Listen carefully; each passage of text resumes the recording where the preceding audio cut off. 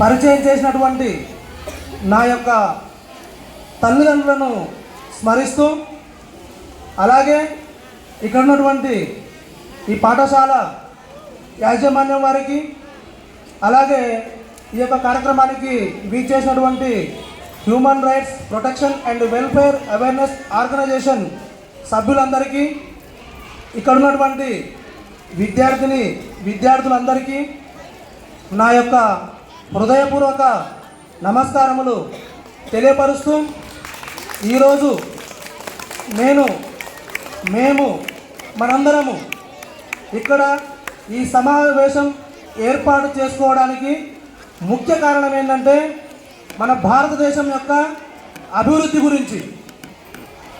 ఈ యొక్క అభివృద్ధి ఎలా సాధ్యం, ఈ యొక్క భారతదేశ అభివృద్ధికి అడ్డుకట్ట ఎక్కడ పడుతున్నది, దీనికి శాశ్వత పరిష్కారం ఏంటి అని చెప్పి ఆలోచించగా, కొంతమంది పెద్దలు ఆదర్శమూర్తుల యొక్క భావాలను గమనించగా చిట్ట చివరకు అర్థమైంది ఏంటంటే, ఈ యొక్క దేశ భవిష్యత్తుకు మూల కారణం తరగతి గది అని చెప్పి అర్థమైన తర్వాత ఒక 6 నెలల కాలం నుంచి ఈ యొక్క ప్రోగ్రామ్ని దేశవ్యాప్తంగా తీసుకువెళ్ళాలి, మొదట మన హైదరాబాద్లో స్టార్ట్ చేసి అని దీని మీద కసరత్తు చేసుకుంటూ ఈరోజు మీ ముందుకు రావడం జరిగింది.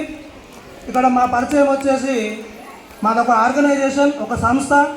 ఈ సంస్థ పేరు ఏంటంటే human rights protection and welfare awareness organisation, మానవ హక్కుల పరిరక్షణ మరియు అవగాహన సంస్థ. అయితే ఇక్కడ వచ్చేసి తరగతి గదియే దేశ భవిష్యత్తు, ఈనాటి బాలలే రేపటి భావి భారత పౌరులు అనే కార్యక్రమాన్ని మీ ముందుకు తీసుకురావడం జరిగింది. ఇంకా విషయానికి వద్దాం. మనం మీకు ఇచ్చినటువంటి పేపర్లో ఉన్న అంశాన్ని ఒకసారి మీరు సంక్లిప్తంగా అర్థం చేసుకుంటూ 1కి 10 సార్లు దాన్ని మీరు సమయం దొరికినప్పుడల్లా ఒకసారి చదువుతూ ఉండండి. ఎందుకంటే ఈరోజు మన దేశంలో ఏం జరుగుతుంది ఇక్కడ మీకు తెలియదు కాదు, మాకు తెలియదు కాదు, ఎవరి వయసుకు ఎవరి జ్ఞానానికి ఏం జరుగుతుందనేది మనం ఒక పక్కన పసిగడుతూనే ఉన్నాం. అయినా కూడా మన దేశంలో జరిగేటటువంటి అవినీతి అక్రమాలను అన్యాయాలను అరికట్టలేకపోతున్నాం. అరికట్టడానికి మన దేశం ఎన్నో రకాల ప్రొటెక్షన్ వ్యవస్థల్ని తీసుకురావడం జరుగుతుంది, ఎన్నో రకాల అవేర్నెస్ ప్రోగ్రాంలను చేయడం జరుగుతుంది. అయినా కూడా ఇయర్లీ చూసుకుంటూ పోతే అవినీతి పెరుగుతుంది తప్ప అవినీతి అనేది తగ్గట్లేదు. మరి ఈ అవినీతికి శాశ్వత పరిష్కారం ఎక్కడుందంటే అది విద్యార్థులైన మీ దగ్గరనే ఉంది శాశ్వత పరిష్కారం. అవునా కాదా? అవును. ఎలా? మీతో ఎలా శాశ్వత పరిష్కారం? ఒక దేశ ప్రధాని దీనికి శాశ్వత పరిష్కారం చేయలేరు, ఒక రాష్ట్ర ముఖ్యమంత్రి దీనికి శాశ్వత పరిష్కారం చేయలేదు, ఒక వ్యవస్థ దీనికి శాశ్వత పరిష్కారం చేయలేదు. స్వాతంత్ర్యం వచ్చినప్పటి నుంచి దీనికి పరిష్కారాలు వెతుకుతూనే ఉన్నాయి ప్రభుత్వాలు, కానీ దీనికి సరైన పరిష్కారం అనేది చూపించలేని పరిస్థితిని మనం ఇలా చూస్తున్నాం. అంటే వాస్తవానికి వస్తే మనం ఇంకా ఇప్పుడు ఇచ్చినటువంటి పేపర్ని నేను ఒకసారి చదివి వినిపిస్తాను. ఆ పేపర్ గురించి మీకు చెప్తాను, వినండి క్లియర్గా. ఇక్కడ మనం హెడ్లైన్స్ వచ్చేసి తరగతి గదే దేశ భవిష్యత్తు, నేటి బాలలే భావి భారత పౌరులు అని చెప్పి హెడ్లైన్ ఇవ్వడం జరిగింది. ఇక కింద మనము లైన్లో కొంతమంది మేధావులు, దేశం కోసం పోరాటం చేసిన వాళ్ళు, ఈ దేశాన్ని అభివృద్ధిలో నడిపేయడానికి వాళ్ళ జీవితాలను అంకితం చేసినటువంటి వారి ముఖ చిత్రాలను మనం ఇక్కడ ప్రింట్ చేసుకోవడం జరిగింది. Chhatrapati Shivaji, Jyotirao Phule, Savitribai Phule, doctor BR Ambedkar, Jawaharlal Nehru, Mother Teresa, Abdul Kalam, Mahatma Gandhi. ఈ పేపర్లో చాలా అర్థం ఉందండి, ఒకసారి మళ్ళీ గమనించండి. పైన మనం చూసినట్లయితే హిందూ, ముస్లిం, క్రిస్టియన్, జైన్ అన్ని మతాలకు సంబంధించిన సింబల్స్ కూడా మనం ఇవ్వడం జరిగింది. అంటే ఈ తరగతి గదిలో ఇక్కడ ఉన్న మీ అందరిలో ఒక హిందూ ఉన్నారు, ఒక ముస్లిం ఉన్నారు, ఒక క్రిస్టియన్ ఉన్నారు, అన్ని రకాల కులాలు కలిసి ఉన్నాం. అయినా సరే మనం అంతా భారతీయులం అన్న భావనతోని ఉండాలనేదే మన దేశంలో ఉన్నటువంటి భిన్నత్వంలో ఏకత్వం అంటే అదే వర్ణాలు, వర్గాలు, కులాలు ఎన్నైనా సరే, ప్రాంతాలు ఎన్ని భేదాభిప్రాయాలు ఉన్నా కూడా మనమంతా ఒకటే అనే అంశాన్ని మనం పరిగణలోకి తీసుకొని మన జీవితాన్ని మనము ముందుకు సాగించాలి. ఇక ఒకసారి పాంప్లెంట్ ఉన్న పేపర్లో ఉన్న మ్యాటర్ని చదువుతా వినండి. ప్రియమైన విద్యార్థులారా, ఒక్కసారి చూడండి అందరూ. ప్రియమైన విద్యార్థులారా వినండి. దేశ భావి భారత పౌరులారా, ఎంత గొప్ప వాటో చూడండి ఇక్కడ. దేశ భావి భారత పౌరులారా, ఈ దేశానికి భావి భారత పౌరులు మీరే. అందుకే ఏమంటున్నా, దేశ భావి భారత పౌరులారా వినండి. మన దేశ అభివృద్ధి ఎక్కడున్నది? మీ చేతిలోనే ఉన్నది. మన దేశ అభివృద్ధి మీ చేతిలోనే ఉన్నది. మన భారతదేశ భవిష్యత్తు మీ చేతిలోనే ఉన్నది. మన దేశంలో జరుగుతున్న అవినీతి అక్రమాలను మీరు మాత్రమే పారదోలగలరు. ఎలా? శాశ్వతంగా పారదోలగలరు. ఆ శక్తి వరకు ఉంది. విద్యార్థులైన మీకు మాత్రమే ఉంది. ఒక దేశ ప్రధాని కూడా ఈరోజు శాశ్వతంగా పారదోలలేని పరిస్థితులు కనపడుతున్నాయి మన దేశంలో. కానీ ఆ శక్తి మీ దగ్గర ఉంది. అది ఎలా అనేది మీకు తెలియపరచడం కొరకే మేము ముందుకు రావడం జరిగింది. మేము మన దేశ ప్రజలందరినీ మీరు మాత్రమే చైతన్యం చేయగలరు. ఎవరిని? మన దేశ ప్రజలందరినీ ముందు తరాలలో మీరు మాత్రమే చైతన్యం చేయగలరు. మన దేశం కోరుకుంటున్న సామాజిక న్యాయాన్ని మీరు మాత్రమే సాధించగలరు. ఏం సాధిస్తారు?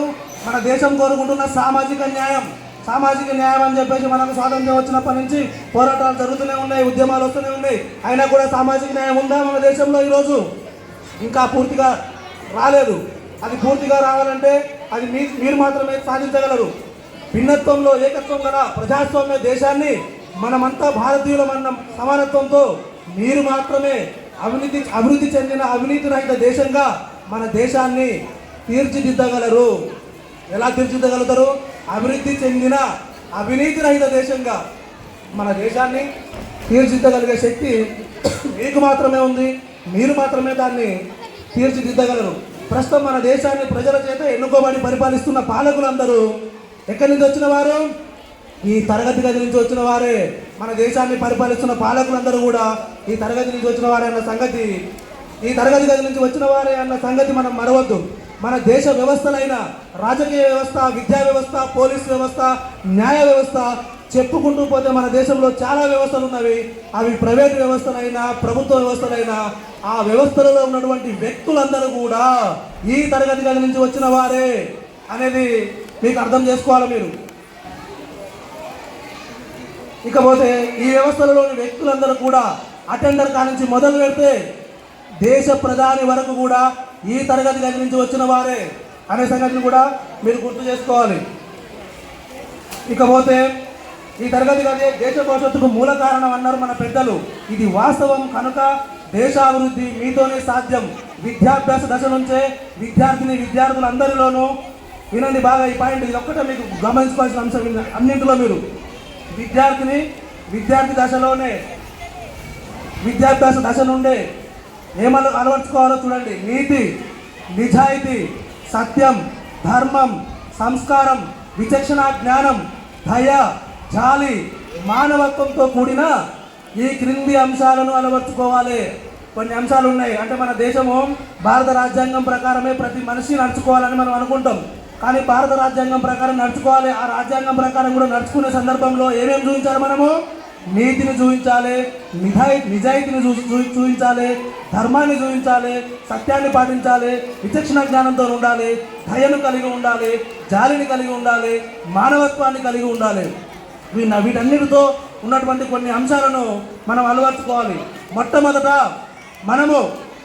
మనకు జన్మనిచ్చి ఈ సుందరమైన లోకాన్ని పరిచయం చేసిన మన తల్లిదండ్రులను సవినయంగా గౌరవించడం నేర్చుకోవాలి. మనకు మొదటి దైవం తల్లిదండ్రులు, రెండవ దైవం గురువు, మూడవ దైవం భగవంతుడు అన్నారు పెద్దలు. కనుక మనం గురువులను గౌరవించి సవినయంగా గురువులు నేర్పించిన విద్యాబుద్ధులను నేర్చుకొని భారత పౌరులుగా ఎదగాలి. ప్రతి మనిషి నీతి, నిజాయితీ, మానవత్వం, ధర్మం, విచక్షణ జ్ఞానం, సంస్కారములను కలిగి ఉండి దేశభక్తిని పెంపొందించుకోవాలి. ప్రతి మనిషి భారత రాజ్యాంగంలోని అంశములను దృష్టిలో ఉంచుకొని జీవనం గడపాలి. కనుక మన భారత రాజ్యాంగంను గురించి సాధ్యమైనంత వరకు తెలుసుకుంటూ ఎలాంటి దుర్వ్యసనాలు, చట్ట వ్యతిరేక కార్యకలాపాలకు పాల్పడకుండా స్త్రీల పట్ల గౌరవాన్ని చూపిస్తూ మన జీవనాన్ని మనం సాగించాలి.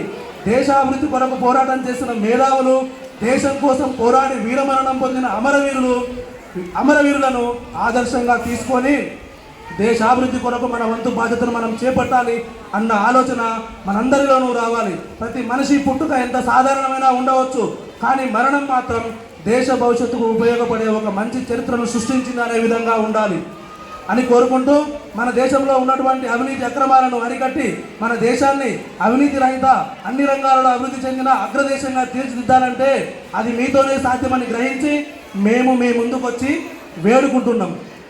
మీకు మ్యాక్సిమం ఇక్కడ ఉన్న వారికి చాలామందికి సబ్జెక్ట్ అయితే మీకు అర్థమైంది. ఒక్కసారి దీని గురించి నేను మళ్ళీ మీకు క్షుణ్ణంగా నేను చెప్పాలనుకుంది చెప్తా. మీకేం చెప్పినా, నేను ఫస్ట్ రాగానే ఎవ్వరికి నమస్కారం చేయలేదు. ఇక్కడ దేశానికి ప్రధానమంత్రి ఉండు, భరతమాత ఉంది, అందరూ యాజమాన్యం ఉన్నారు, చాలామంది ఉన్నారు. కానీ నేను ఎవరికి నమస్కారం చేసినా, నా యొక్క తల్లిదండ్రులకు నమస్కారం చేసిన. అంటే మనకు జన్మనిచ్చి ఈ లోకాన్ని పరిచయం చేసిన తర్వాతనే భగవంతుడు ఉన్నాడని మనకు తెలుస్తుంది. వీళ్ళు మన ఉపాధ్యాయులని మనకు తెలుస్తుంది. ఈయన మన దేశ ప్రధానని మనకు తెలుస్తుంది. ఏ విషయమైనా మొట్టమొదట తల్లిదండ్రి కాంచే.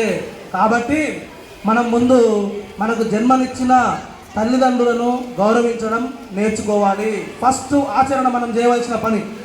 ఆ తర్వాతనే గురువులు, ఆ తర్వాతనే భగవంతుడు. అది గుర్తుపెట్టుకోండి. తల్లిదండ్రులు మనకు జన్మనిచ్చి ఇంత సుందరమైన లోకాన్ని పరిచయం చేసి ఈ లోకానికి వెలగట్టగలమా? మనము ఎంతనే చెప్పగలమా? అనంతం. అలాంటి లోకంలో మనం పడేస్తే మనం ఏమంటామంటే, మా అమ్మ నాన్న పెట్టేదాకా మనం ఏమంటాం, మా అమ్మ నాకు ఏం ఆస్తులు లే, మా దోస్తు రజితకు అయితే వాళ్ళ నాన్న తీసుకున్న ప్రాపర్టీస్ 100 కోట్లు ఉంది, నాకేం లేదు, మా ఫ్రెండ్ శ్రీనుకు అయితే ఇంత ఉంది, నాకేం లేదు. ఇది కాదు. అసలు అనంతమైన సంపదలో మన తల్లిదండ్రులు పడేసిర్రు. తీసుకొచ్చిన సంపదలకు పొద్దున లేస్తే ఆ సంపదలనే తింటున్నాం, మనము అన్ననే నడుస్తున్నాం, అదే అన్ననే గాలి పీలుస్తున్నాం, ఆ సంపదలనే తిరుగుతున్నాము. ఆ సంపదలో, అనంతమైన సంపదలో మనం రవ్వంతా సంపాదించుకోలేమా అనేది ఆలోచించాలి ఫస్ట్ మనం. కానీ నాకు నా తల్లిదండ్రులు ఏమి ఇచ్చిర్రు, ఏమి ఇవ్వలేదు. ఒక జన్మనిస్తే చాలు, మనకు తల్లిదండ్రులు మనకు అన్నీ ఇచ్చినట్టే. మనకు తల్లిదండ్రులు మనల్ని ఈ లోకాన్ని పరిచయం చేసినప్పుడే ఈ లోకంలో ఉన్నటువంటి ప్రతి దాని మీద మనం కొట్లాడే హక్కు, మనం సాధించుకునే శక్తిని మనం సంపాదించుకోవడానికి మనకు మెదడు, చెవులు, కళ్ళు, కాళ్ళు ఒక రూపాన్ని తయారు చేసి మన తల్లిదండ్రులు మనల్ని ఈ భూమిని తీసుకొస్తారు. ఆ విషయాన్ని మనం మరవద్దు. ఎప్పుడు కూడా మనకు జన్మనిచ్చిన తల్లిదండ్రులని ద్వేషించకూడదు. ఏ తల్లిదండ్రి కూడా బిడ్డ యొక్క జీవితాన్ని ఖరాబ్ చేయాలని చూడరు. కావాలని వారిని ఏ విధంగా హింసించరు. వారు చేసే పని మనకు ఏదైనా ఇబ్బందిగా అనిపిస్తుందంటే అది భావితరాలలో మనకు ఉపయోగపడే పని అని చెప్పి మనం భావించాలి తప్ప వారి మీద ఎలాంటి ద్వేషాలు మనం పెంచుకోకుండా ఉండాలి. చేతనైతే వారికి సహాయం చేయాలి, లేదంటే వారు చెప్పింది మనం పాటించాలి తప్ప వారి విషయంలో మనం ఎట్టి పరిస్థితుల్లో కూడా అన్నతగా భావించి మనము వారిని దూషించకూడదు. ఈ అంశాన్ని ప్రతి ఒక్కరూ గుర్తుపెట్టుకోండి. ఇక నెక్స్ట్ తర్వాత వచ్చేసి తల్లిదండ్రులు, జన్మ, ఆస్తులు, అంతస్తులు, వీటి గురించి మీకు అయిపోయింది క్లియర్గా. గురువులు, తల్లిదండ్రులు మనకు అయ్యా విద్య నేర్చుకో, నా జ్ఞానం ఇంతవరకే, నాకన్నా మీరు గొప్పలు కావాలని చెప్పేసి మనల్ని తీసుకొచ్చి మనకు విద్యాబుద్ధులు నేర్పించడానికి మనకు గురువుల దగ్గరికి తీసుకొచ్చి మన గురువుల వద్ద మనల్ని ఉంచి, నా కొడుకు ఒక డాక్టర్ కావాలి, నా బిడ్డ ఒక కలెక్టర్ కావాలి, నా కొడుకు ఒక దేశ ప్రధాని కావాలి, నా కొడుకు ఒక రాష్ట్ర ముఖ్యమంత్రి కావాలి, రకరకాల కళలు అంటారు. ఒక్కొక్క బిడ్డ, ఇక్కడ ఉన్న బిడ్డ తల్లిదండ్రులు నా బిడ్డ అది కావాలి, ఇది కావాలని కళలు అంటూ వాళ్ళ రెక్కల కష్టాలతో మిమ్మల్ని ఇక్కడ మీకు విద్యాబుద్ధులు నేర్పించడం కొరకు పాఠశాలకు తీసుకొచ్చి గురువులకు మిమ్మల్ని అప్పచెప్పడం జరుగుతుంది. గురువులకు అప్పచెప్పిన తర్వాత మన బాధ్యత ఏంటి? మనకు గురువు ఏం నేర్పిస్తారు? విద్యాబుద్ధులు. గురువు మనకు రెండవ దైవం. తల్లిదండ్రి మొదటి దైవం, గురువు రెండవ దైవం. గురువు ఏం చెప్తారంటే, నాన్న ఇది చేయాలి ఈ టైంకు, అది చేయాలి ఆ టైంకు, నువ్వు గొప్పవాళ్ళు కావాలంటే ఇలా ఉండాలి, అలా ఉండాలి అని చెప్పి మనకు విద్యాబుద్ధులు నేర్పిస్తూ మన జీవితాన్ని, మన ఆశయాన్ని మనం చేరుకోవాలంటే మనం ఏ విధంగా మన జీవితాన్ని ముందుకు తీసుకెళ్లాలో మార్గం చూపించేది మన గురువు గారు. కాబట్టి మన గురువులను మనము రెండవ దైవంగా భావించాలి. గురువులను ఎలా భావించాలి? మనము రెండవ దైవంగా భావించాలి. ఇక మనం అంటుంటాం అంతా భగవంతుని దయ అని చెప్పి. ఆ భగవంతుడు ఎన్నో స్థానమో తెలుసా? ఈ భూమి మీద భగవంతుడు 3వ స్థానం. ఈ భూమి మీద ఎందుకంటే మనకు భగవంతుడు ఎవరో తెలియనప్పుడు మన అమ్మ ఎవరో మన నాన్న ఎవరో మనకు తెలుసు. భగవంతుడు ఎవరో మనకు తెలియపరిచింది మన అమ్మ నాన్న, కాబట్టి వారే మనకు మొదటి దైవం.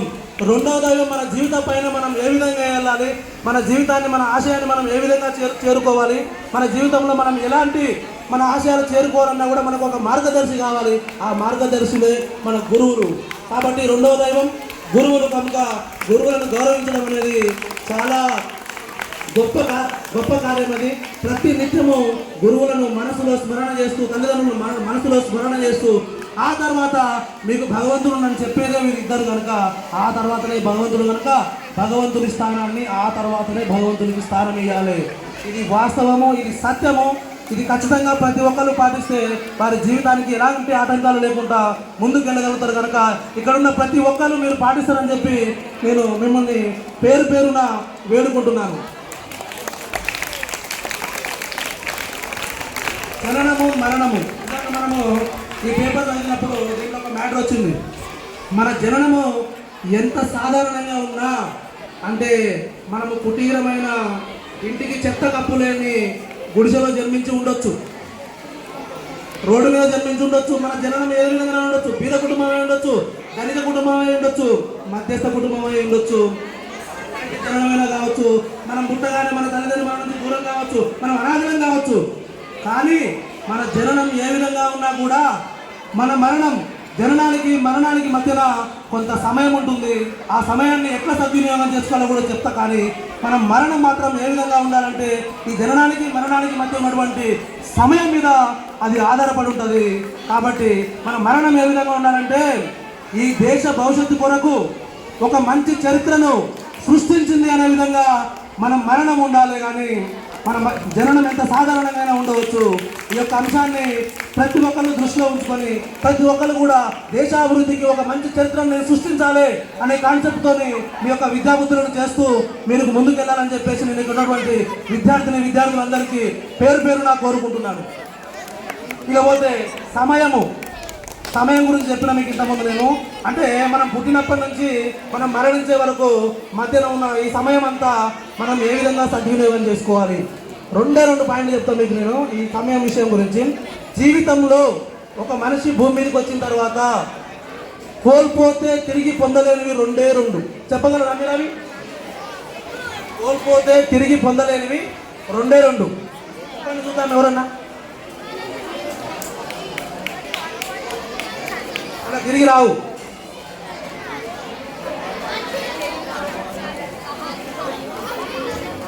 ఒకటి మన ప్రాణము, వెరీ గుడ్. రెండు వచ్చేసి సమయము.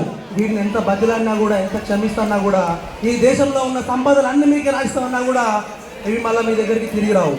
ఇక దేన్నైనా మనం సాధించవచ్చు. ఈరోజు కోల్పోయిన దాన్ని ఈరోజు మనం 10th క్లాస్లో ఒక సబ్జెక్ట్లో ఫెయిల్ అయితే మన సప్లిమెంట్ రాసి మనం పాస్ కావచ్చు. కానీ ఈ రెండు కోల్పోతే మాత్రము వీటిని మళ్ళీ మనము తిరిగి పొందలేము. కనుక ఇవి చాలా విలువైనవి. వీటిని మనం కాపాడుకోవడం, సద్వినియోగం చేసుకోవడం మన బాధ్యత. సమయాన్ని మనం ఎలా కాపాడుకోవాలి అనేది మీకు పాఠశాలల్లో గురువులు మాకన్నా కూడా చాలా చక్కగా ప్రతిరోజు ఏదో ఒక అంశం మీద, ఏదో ఒక సబ్జెక్టు మీద ఈ సమయం గురించి మీ ముందు మీ దగ్గర ఉన్నటువంటి ఉపాధ్యాయులలో ఎవరో ఒకరు ఈ సమయం గురించి లేవనెత్తుతూనే ఉంటారు క్లాస్ రూమ్లలో.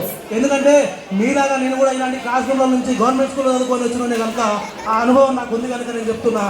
ఉన్నటువంటి టీచర్లలో, సార్లలో ఎవరో ఒకరు మనకు సమయం విలువను ఖచ్చితంగా తెలియపరుస్తుంటారు డే మొత్తంలో. కాబట్టి ఆ సమయం యొక్క విలువను పోతే తిరిగి రాదు కనుక దాన్ని సద్వినియోగం చేసుకోవాలి. ఎలా వినియోగం చేసుకోవాలనేది మనం విద్యార్థి దశలో స్కూల్లో ఉన్నంతసేపు మన గురువులు బోధించడం జరుగుతుంది. అలాగే ఇంటి దగ్గరికి వెళ్ళిన తర్వాత ఆ సమయంలో మన తల్లిదండ్రులు మనకు బోధన చేయడం జరుగుతుంది. తర్వాత మన ప్రైవసీలో మనం ఏం చేయాలనుకుంటున్నామో ఆ విషయాలను మనం ఏ విధంగా తీసుకెళ్ళి ముందుకు పోవాలనుకుంటున్నాం అనేది మనం నిర్ణయించుకోవాల్సిన సమయం ఉంటుంది. కనుక ఆ సమయాన్ని మాత్రం సద్వినియోగం చేసుకోవాలి. ఇకపోతే ప్రాణము. ఈ ప్రాణం కూడా పోతే మళ్ళీ తిరిగి రాదు. కాబట్టి ప్రాణాన్ని కూడా మనం కాపాడుకోవాలంటే మనం ఆరోగ్యం పట్ల కూడా మనము శ్రద్ధ వహించాలి. మన ఆరోగ్యాన్ని మనము ఏ విధంగా కాపాడుకోవాలి. మనకు చిన్న వయసు నుంచే పాఠ్యపుస్తకాలలో మన స్థాయికి తగ్గట్టుగా ఆరోగ్యం గురించి కొన్ని అంశాలను కూడా మనకు ఉపాధ్యాయులు మనకు తెలియపరుస్తున్నారు. కనుక ఆ అంశాలను దృష్టిలో పెట్టుకొని మీరు మీ ఆరోగ్యాన్ని కూడా మీరు కాపాడుకోవాలి. ఎందుకంటే ఈ దేశానికి మీరే వెన్నెముకలు. రాబోయే తరాలకు ఈ దేశ అభివృద్ధికి తోడ్పడే వాళ్ళు మీరే, ఈ దేశాన్ని బాగుపరిచే వాళ్ళు మీరే. కనుక ఖచ్చితంగా నేను బతికుండాలి, ఈ దేశం కోసం నేను ఏదో ఒకటి చేయాలి, ఏదో ఒకటి సాధించాలి, నా మరణం అనేది ఒక చరిత్రను సృష్టించాలి అనే విధంగా మీ ఆలోచనలను మీరు తీసుకొని మీరు ముందుకు వెళ్ళాలి. ఈ మరణం జననం ఈ విధంగా కాపాడుకోండి. ఆరోగ్యాన్ని కాపాడుకున్నట్టయితే మీరు మరణం మీ చేరువ చేరకుండా మీరు చూసుకోగలుగుతారు. ఇకపోతే సమయం విషయానికి వస్తే గురువులు, మన తల్లిదండ్రులు, మన ఆలోచనలతో మనం సమయాన్ని ఏ విధంగా సద్వినియోగం చేసుకోవాలనేది మనకు తెలుసుకోవాలి మనము. ఇకపోతే ప్రతి మనిషికి ఒక ఆశయం అనేది ఏర్పాటు చేసుకోవాలి. ఎందుకంటే మనకు ఎన్నో ఆశయాలు ఉంటాయి. మనం ఒక ఆశయం పెట్టుకోవాలి. నేను ఒక డాక్టర్ని కావాలి, నేను ఒక ఐఏఎస్ని కావాలి, నేను ఒక ఐపీఎస్ని కావాలి, నేను ఒక దేశ ప్రధాని కావాలి, నేను ఒక రాష్ట్ర ముఖ్యమంత్రిని కావాలి, నేను ఒక నియోజకవర్గానికి ఎమ్మెల్యేని కావాలి, నేను ఒక నియోజకవర్గానికి ఎంపీని కావాలి. ఈ విధంగా మన ఆలోచన అనేది ఎంత గొప్పగా ఉన్నా తప్పు లేదండి. ఆలోచన అనేది ఎంత గొప్పగా ఉంటే మన అడుగులు కూడా ఆ గొప్ప ఆలోచన వైపే పడతాయి. కనుక మనం ఆలోచించే ఆలోచన కూడా చాలా గొప్పగా ఉండాలి. మనం ఆలోచించే ఆలోచనకు, మన ఆర్థిక పరిస్థితులకు, మనం ఉన్నటువంటి వాతావరణ పరిస్థితులకు ఎలాంటి సంబంధాలు లేవండి. ఎలాంటి పరిస్థితుల నుంచి అయినా మన ఆశయాన్ని మనం చేరుకోవచ్చు. కాబట్టి ప్రతి మనిషికంటూ ఒక ఆశయాన్ని పెట్టుకోవాలి. ఆ ఆశయం కోసము అడుగులు వేయాలి. ఆ ఆశయం కోసము సబ్జెక్టును సంపాదించాలి. ఆ ఆశయాన్ని సాధించిన పెద్దలను కలవాలి. వారి ఆశయాన్ని సాధించడానికి వారు ఎదుర్కొన్నటువంటి సమస్యలు ఏంటి, వారి యొక్క అనుభవాలు ఏంటి అని తెలుసుకుంటూ ఆ అడుగుల్లో మనం వెళ్ళినట్టయితే ఏదో ఒక రోజు ఆ ఆశయాన్ని మనం తప్పకుండా చేరుకుంటాం. ఇంకా ఆ భగవంతుడి ఆశీర్వాదం, మన తల్లిదండ్రుల ఆశీర్వాదం, మన ఉపాధ్యాయుల ఆశీర్వాదం ఉంటే మనం అనుకున్న గోల్ కన్నా అంతకన్నా పెద్ద స్థాయికి మనం వెళ్ళొచ్చు. అబ్దుల్ కలాం పైలట్ కావాలనుకుంటు, కానీ ఒక పెద్ద సైంటిస్టు, ఒక దేశం ఒక ప్రపంచమే వారి పేరును స్మరించుకునే విధంగా వారైనరు. అంటే మన ఆశయం కోసం మనం పోరాటం చేస్తుంటే భగవంతుడు దాన్ని మించిన ఇంకా పెద్ద ఎత్తుకు మనల్ని తీసుకెళ్తుండొచ్చు. ఇదొకటి. ఇంకొకటి మనం గమనించాల్సిన అంశం ఏంటంటే భిన్నత్వంలో ఏకత్వం అని మనం అనుకున్నాం ఇందాక మనం పేపర్ చదివినప్పుడు. భిన్నత్వంలో ఏకత్వం అంటే మన ఏ కులమైనా, ఏ మతమైనా, ఏ వర్గమైనా, ఏ వర్ణమైనా, ఏ ప్రాంతమైనా, ఏ కలర్ అయినా, ఏదైనా కావచ్చు. మనం హిందూ, ముస్లిం, క్రిస్టియన్, జైన్, బౌద్ధ ఏదైనా కావచ్చు. కానీ మనమంతా భారతీయులమన్నా, మనమంతా సమానమన్న ఒక మంచి అభిప్రాయాన్ని మన మనసులో నింపుకొని మనం తరగతి గది నుంచే మన తోటి విద్యార్థులతో ప్రతి ఒక్కరితో ఆ విధంగా మెలిగినట్లయితే మనము ఈ భిన్నత్వంలో ఏకత్వం అని మన దేశాన్ని మనం ఏ విధంగా చెప్పుకుంటున్నామో ఇంకా గర్వంగా మనం చెప్పుకోగలుగుతాము. ఇప్పుడున్న పరిస్థితులు ఇప్పటికి కూడా కొన్ని రకాల వివక్షతలను మనం చూడడం జరుగుతుంది సమాజంలో. ఆ వివక్షతలు కూడా రూపుమాపాలంటే అది కూడా విద్యార్థులైనా మీతోని మాత్రమే సాధ్యమవుతుంది. ఆదర్శమూర్తుల విషయానికి వస్తే మన దేశం కోసం పోరాటం చేసి మనకు స్వాతంత్రాన్ని ఇచ్చిన వారు, స్వాతంత్రం వచ్చిన తర్వాత మన భారతదేశాన్ని మనం ఏ విధంగా పరిపాలించుకోవాలి, మన దేశ పరిస్థితులను చూస్తూ మనందరూ కలిసి ఒక రాజ్యాంగాన్ని రూపొందించుకొని మన దేశాన్ని రాజ్యాంగం ప్రకారం మనం నడుచుకోవాలని చెప్పి మన రాజ్యాంగాన్ని మనకు అందించినటువంటి పెద్దలు, అలాగే ఇంకా దేశంలో చాలామంది దేశం కోసం ఎన్నో రకాల సేవలు ఎవరికి శక్తి కొద్దీ వారు చేసినటువంటి సేవలు చేసిన ఆదర్శమూర్తులు ఎంతోమంది ఉన్నారు. వారి యొక్క చరిత్రలను అన్వేషిస్తూ ఉండాలి. వాస్తవంగా ఈ దేశం కోసం పోరాటం చేసిన స్వాతంత్రం రాకముందు నుంచి, రాజుల పరిపాలన నుంచి నవ్ ప్రజెంట్ వరకు అందరి ఆదర్శమూర్తుల గురించి మనం తెలుసుకోవాలంటే మన జీవితకాలం సరిపోకపోవచ్చు. అంతమంది ఉన్నారు మన దేశం కోసం పోరాటం చేసిన వాళ్ళు. కానీ అందులో కొంతమంది ప్రముఖుల గురించి మనం కనీసం మనకున్నటువంటి సమయాన్ని మనం సద్వినియోగం చేసుకొని వాళ్ళ గురించి తెలుసుకుంటే మనకు అట్రాక్షన్ అనే ఒక సిద్ధాంతం పనిచేస్తుందని చెప్తుంటారు కొంతమంది ఋషులు. ఈ అట్రాక్షన్ వలన మనం అనుకున్న గోల్కు మనం రీచ్ అవ్వగలుగుతాం. కనుక ది సీక్రెట్ అనే బుక్లో ఈ అట్రాక్షన్ గురించి మొత్తం ఉంటుంది. కేసీఆర్ ది సీక్రెట్ అనే బుక్ను బాగా చదివి చాలా జ్ఞానాన్ని సంపాదించి చెప్తుంటారు. అలా కేసీఆర్ అనే కాదు చాలా మంది మేధావుల గురించి ఈ యొక్క ది సీక్రెట్ అనే బుక్ను చదివి ముందుకెళ్ళాలని చెప్తుంటారు. ఆ విధంగా మనము మన యొక్క ఆదర్శమూర్తులను, వారి యొక్క అనుభవాలను, వారి యొక్క జీవిత చరిత్రలను తెలుసుకుంటూ మన జీవితం మనం ఏ విధంగా సాగించాలి అనే ఆలోచన ధోరణిలో ముందుకెళ్తూ మనం ఆదర్శమూర్తులని ఆదర్శంగా తీసుకొని ఈ దేశ అభివృద్ధికి నేను ముందు తరాలలో నేను ఏ విధంగా ఉపయోగపడాలి అనే ఆలోచనతో మనం మన జీవితాన్ని ముందుకు గడపాలి. ఇకపోతే పోటీతత్వం, ప్రతి విషయంలో పోటీతత్వం అనేది చాలా గొప్ప అంశం. ఈ పోటీతత్వం లేకుంటే ఈ ప్రపంచమే ఇంత ఈజీగా ముందుకు నడిచేది కాదు. ఈ ప్రపంచం నడిచేందులో పోటీతత్వం అనేది ఒక మూల కారణం. ఇది పోటీతత్వం ఎలా ఉండాలంటే మనము ఈర్ష, స్వార్థము, ద్వేషము, అహంకారము, గర్వము ఇవన్నీ ఏమీ లేకుండా మన క్లాస్ రూమ్లో మనం కూర్చొని చదువుకుంటున్నాం. మన ఉపాధ్యాయులు అందరికీ సమానంగానే చెప్తారు. మనం ఇక్కడ నిలబడి లెసన్ చెప్పినప్పుడు స్పెషల్ అయితే ఏమున్నది కదా మేడం కానీ సార్ కానీ చెప్పింది మనం అందరం వింటుంటాం కదా, లోపం మన దగ్గర ఉంటుంది. కాబట్టి మనం అలాంటి లోపాన్ని మనం సరిదిద్దుకొని ఫస్ట్ వినడం బాగా నేర్చుకోవాలి. వినడం బాగా నేర్చుకున్న తర్వాత ఏమైనా డౌట్స్ ఉంటే ఆ డౌట్స్ని కూడా ఇమ్మీడియట్లీ క్లియర్ చేసుకోవాలి. సందిగ్ధ పడొద్దు, ధైర్యాన్ని తెచ్చుకొని ఆ డౌట్స్ని క్లియర్ చేసుకొని ఈ పోటీతత్వం ఎట్లా ఉండాలంటే మార్కులైనా అది క్రీడారంగమైనా ఏ రంగమైనా సరే పోటీతత్వంలో నేను గెలిచినా అనే సంతోషం తప్ప నేను గెలిచిన అనే గర్వం కానీ నేను గెలిచిన అనే స్వార్థం కానీ ఎదుటోడు ఓడిపోయిన చులకన కానీ ఇలాంటివి ఏమీ చూపించకుండా ఈ పోటీతత్వంలో ఉండాలి. కానీ స్కూల్స్లలో కూడా మనం పిల్లల్లో కొంతమందిలో మనం చూస్తుంటాం, ఓడిపోతే ఏడుస్తుంటారు, కొంతమంది బాధపడుతున్నారు నేను ఓడిపోయినా అని చెప్పి పిల్లలు. కానీ ఒక ఓటమి ఎన్నో గెలుపులకు నిదర్శనం. మంచి మంచి గొప్ప గొప్ప మేధావులు ఎన్నోసార్లు విఫలమై ఓడిపోయిన తర్వాతనే వారు అద్భుతమైన విజయాన్ని సాధించి ప్రపంచమే చాటి చెప్పుకునే విధంగా ఎలన్ మాస్క్ చరిత్ర మీరు ఒకసారి చూడండి. ఒక సైంటిస్ట్ అతను ఎన్నిసార్లు ఓడిపోయిండు, తర్వాత ఏం సాధించడం మీకు అర్థమవుతుంది. కాబట్టి ఓటమి ఎప్పుడు కూడా రాబోయే తరాలలో మన గెలుపుకు 10 మెట్లు ముందుకు తీసుకుపోయినంత విలువ కనుక ఓటమిని ఈజీగా మనం అంగీకరించగలగాలి. కానీ ఆ ఓటమిలోనే ఉండొద్దు, నేను విజయాన్ని సాధించాలనే ఆలోచన మాత్రం ఎట్టి పరిస్థితుల్లో కూడా పక్కకు పెట్టొద్దు. మనం ఓటమైనప్పుడు గెలిచిన వాళ్ళు ఎలా గెలిచారో మనం ఎలా ఓడిపోయాము, లోపం ఎక్కడ ఉన్నది నాలో అని ఆలోచించాలి తప్ప మనం ఎలాంటి బాధకు గురి కావద్దు. మరొకసారి గట్టిగా ప్రయత్నం చేయాలి తప్ప ప్రయత్నాన్ని మాత్రం ఇది నాతో కాదులే అని చెప్పి విడొద్దు. మన కంఠంలో ప్రాణం ఉన్నంత వరకు మన ఆశయం కొరకు మనం పోరాటం చేస్తూనే ఉండాలి. మార్గాలు ఎన్నైనా కావచ్చు కానీ ఆశయం మాత్రం ఒక్కటే అయి ఉండాలి. ఎన్నైనా మార్గాలు కావచ్చు, ఆ మార్గాలు ఏ విధంగా ఉండాలంటే చట్టబద్ధంగా రాజ్యాంగబద్ధంగా నలుగురు మంచి అనుకునే విధంగా మన యొక్క మార్గాలు ఉండాలి. మనం ఒక ఆశయాన్ని చేరుకోవడానికి ఎన్ని మార్గాలు అనేది కూడా మనం చెప్పలేము. ఇన్ఫినిటీ మార్గాలు, అనంతమైన మార్గాలు ఉన్నాయి మనకి ప్రపంచంలో, మన దేశంలో. కాబట్టి మార్గం ఎలా ఉన్నా సరే కానీ చట్టబద్ధంగా ఉండాలి, రాజ్యాంగబద్ధంగా ఉండాలి. ఆశయం మాత్రం చివరకు వచ్చేసరికి ఆశయం మాత్రం మనం అనుకున్న ఆశయాన్ని మనము రీచ్ కావాలి. ఆ విధంగా మీ ఆలోచన ఉండాలని చెప్పేసి నేను ఈరోజు మీ అందరికీ పేరు పేరున తెలియపరుస్తున్నాను.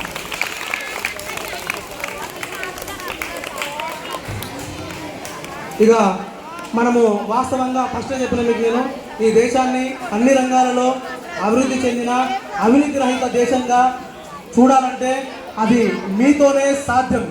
ఇప్పుడు ఫైనల్గా నేను అది మీతోనే సాధ్యం ఎలా అనేది నేను ఇప్పుడు మీ అందరికీ చెప్పదలుచుకున్నాను. ఒకసారి అందరూ ఇక్కడ విద్యార్థులు అందరూ ఒక్కసారి భారత్ మాతాకి గట్టిగా నాలుగు ఇంకా భారత్ మాతాకి, భారత్ మాతాకి. మన దేశం భారతదేశం, మన దేశాన్ని మనం భరత మాతలాగా అనుకుంటాం కనుక భారత్ మాతాకి జై అనుకున్నాం. ఒక్కసారి క్షుణ్ణంగా వినండి. ఇక్కడ అందరూ ఏ ఒక్కరు కూడా ఇంతసేపు ఏమన్నా మీ ఆలోచనలో మీకు ఏమైనా ఇబ్బందులు ఏమున్నా ఆ మైండ్ అటు సైడ్ ఉన్నా కూడా దయచేసి ఈ లాస్ట్ ఎండింగ్లో మాత్రం ప్రతి ఒక్కరు కూడా ఇటు సైడ్ మీ ఆలోచనలు మీ మైండ్ను పెట్టి ఇది ఒక్కటి మీరు వినండి. ఈ దేశ భవిష్యత్తు మీ చేతిలోనే ఉన్నది.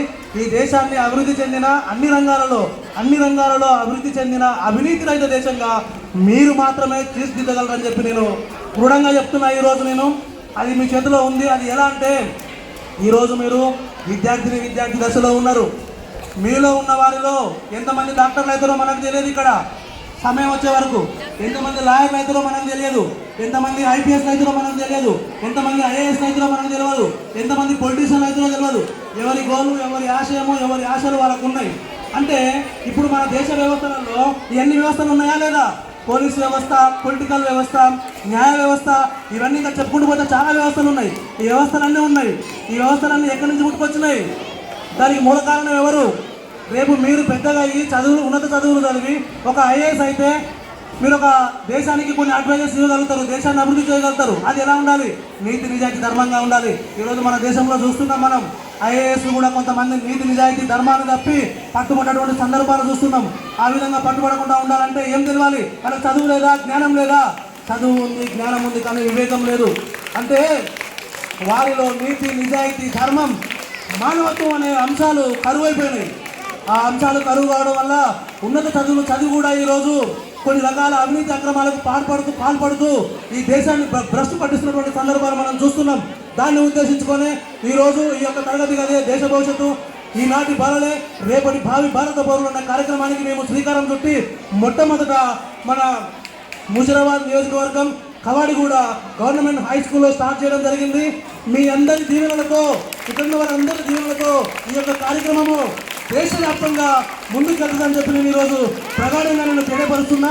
ఎందుకంటే మనం చేసే పని మంచిదైనప్పుడు, అది ఒక దేశానికి ఉపయోగపడలేనప్పుడు దానికి ఎవరు సహకరించకపోయినా ఖచ్చితంగా భగవంతులు అనేవారు సహకరిస్తారు. భగవంతుని 3వ స్థానం అయినా సరే ఆ భగవంతుడు అనేవారు ఈ 2 స్థానాల వల్ల కానప్పుడు ఆ భగవంతుడు దిగి ఆయన పని ఆయన చేస్తారంట. ఇదొక విశ్వాసం ఉన్న వాళ్ళకు ఇదొక విశ్వాసం.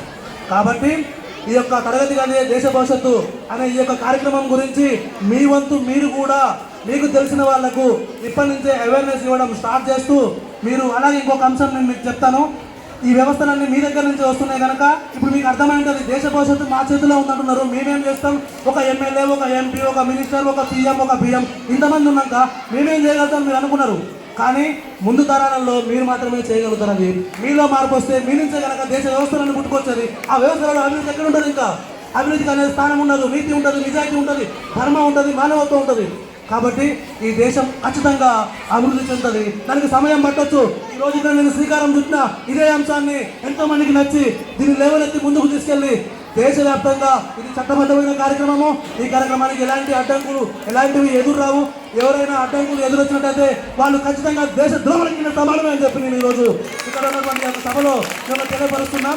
ఇది మొదటి సమావేశము. ఇక ముందు మేము ఇలాంటి సమావేశాలు ముందుకెళ్తుంటాం. వెళ్ళే తరుణంలో ఈ యొక్క కార్యక్రమానికి ఎవరు అడ్డుపడ్డా కూడా, ఏ విధంగా అడ్డుపడ్డా కూడా వారు మాత్రం దేశ ద్రోహులే అని చెప్పి నేను ఈరోజు సభాముఖంగా తెలియపరుస్తున్నా.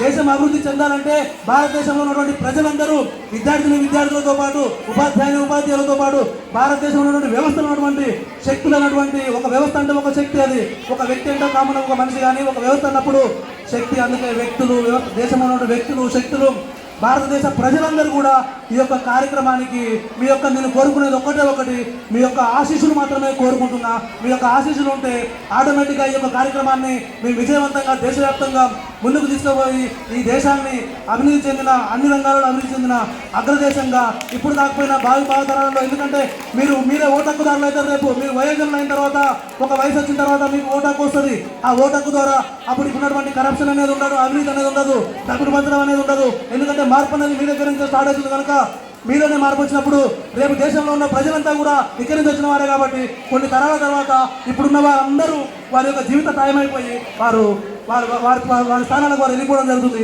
తర్వాత ఉండేది మీరే కనుక మీరే చైతన్యం వస్తే ఖచ్చితంగా ఈ దేశం మార్పు వస్తుందని చెప్పి పూర్తి విశ్వాసంతో మీ ముందుకు వచ్చి మేము ఇక్కడ ఈ కార్యక్రమాన్ని ఏర్పాటు చేసినాం.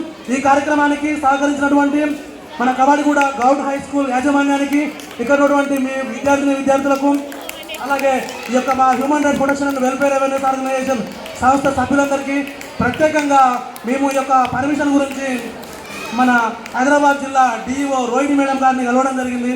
మేడం గారిని మేము ఈ యొక్క విషయాన్ని మేడం గారికి తెలియపరిచి అడగగానే మేడం గారు మంచి కార్యక్రమం అండి, మీరు తప్పకుండా చేయండి, ఒక ప్రోగ్రామ్ మీరు చేయండి, మీరు చేసిన తర్వాత మీరు స్కూల్ నుంచి ఫీడ్బ్యాక్ తీసుకున్న తర్వాత మీరు అడిగినట్లుగా మీకు జిల్లా మొత్తం నేను పర్మిషన్ ఇవ్వడానికి నేను అడిగి ఉన్నా. ఇది దేశ భవిష్యత్తుకు సంబంధించిన కార్యక్రమం కాబట్టి నేను ఏమంటలేను. కానీ మీ యొక్క ఫీడ్బ్యాక్ ఏ విధంగా ఉందనేది మాకు తెలియాలి. మేము తీసుకున్న తర్వాత మళ్ళీ ఒకసారి మీరు కలవండి, మీకు తప్పకుండా మేము పర్మిషన్ ఇస్తామని చెప్పారు. వారికి కూడా ఒకసారి ఒక సంస్థ తరఫున ధన్యవాదాలు తెలియపరుస్తున్నాం. అలాగే ఎంఈఓ శ్రవణ్ గారు కూడా రోహిణి మేడం గారు శ్రవణ్ గారిని కలవమని చెప్పారు.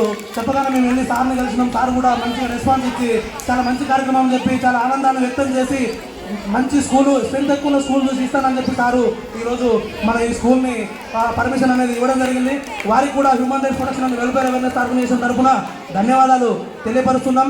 ఇకపోతే ఇక్కడ దేశ భవిష్యత్తు విద్యార్థుల చేతుల్లోనే ఉంది.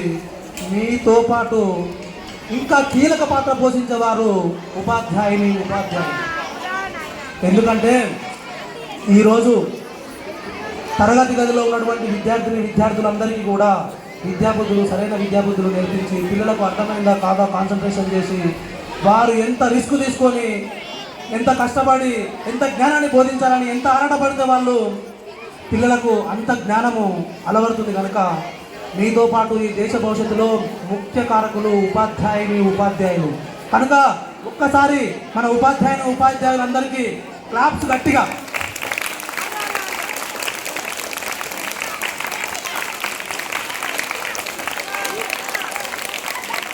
Very good.